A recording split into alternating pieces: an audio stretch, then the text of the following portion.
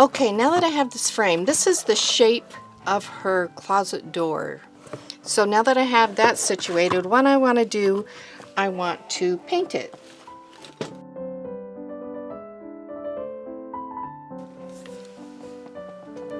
And this is what I'm going to use. This is a clear one. If I probably should use a white one, it would be better, but this is the one that I have accessible to me, so this is the one I'm going to use.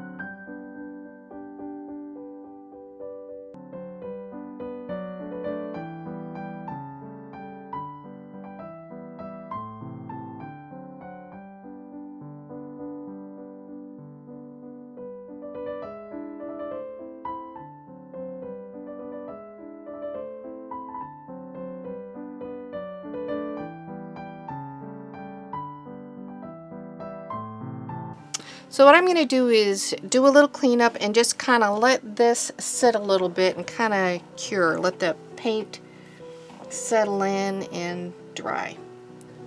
Okay, so all of my paint is dry, and the book itself, I don't know if it'll pick up at all, but it's got a lovely crackly look on it just because of the actual book cover itself had kind of a crackly look. I want to add added effect though on this front area where I've created the door. So I'm going to go ahead and take this Tim Holtz crackle paint, and I've had this actually forever. And this is the first time I actually opened it. I've used it in different things and places before, but this is the first time with this one. So here we go. I'm just placing the coat over the top of my dried paint. I'm going to try to keep my brush strokes kind of going in the same way.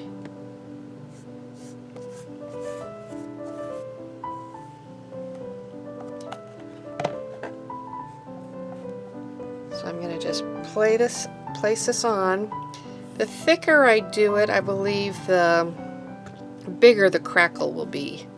I don't necessarily want a really big crackle. I would prefer a smaller crackle. So I'm not going to do it really goopy thick. Just doing a nice coat.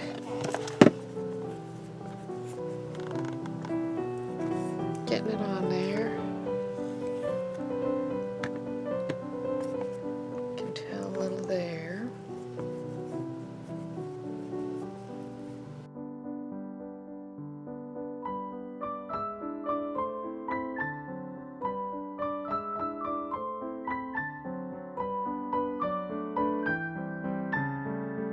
I'm going to kind of move it around a little bit. Look for any shiny spots that I might have missed.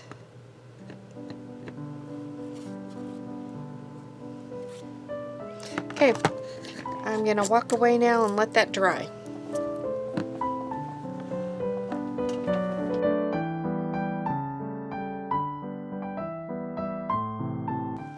Okay, so when I went to edit my video, I realized some of it was missing. So I want to just show you how this turned out after the crackle. So you can see some crackling there. So what I did, I decided I didn't want it just the cream colored like I initially did it. I wanted it to have something different. So I took this paint. This paint I believe I got at Target.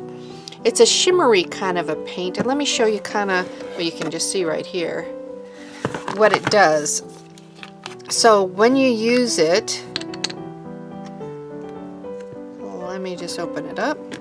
When you use it, it's got, you know, a little bit of a transparency to it. You can kind of see through it. It's probably hard to pick up there, but because you can see through it, you can see through it on here where it's still picking up some of the cream color, but it's giving that wash, if you will, over it.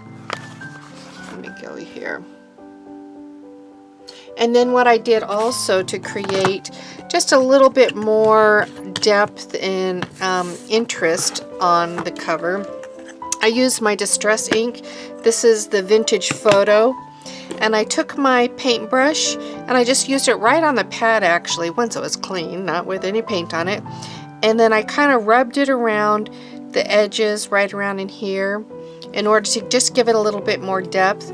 I took my sponge and I did along the edges, so you can see how the edges there have the inking on it. I wanted those edges inked. So anyway, that is where I'm at with the book now.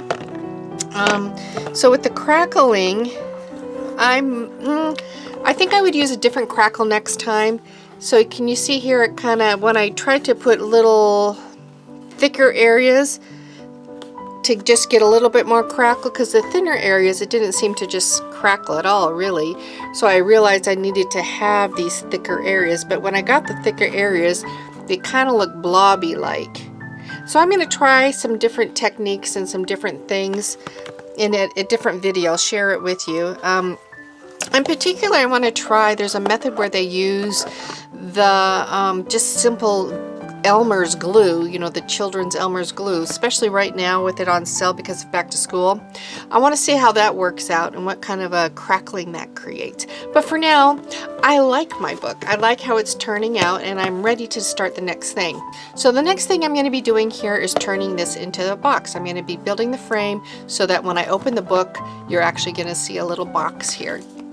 So that's what we'll be seeing soon. I hope you have a great day. If you haven't subscribed already, love for you to subscribe so you can see other videos, and give me a thumbs up if you like this, and we'll be moving on to other fun things.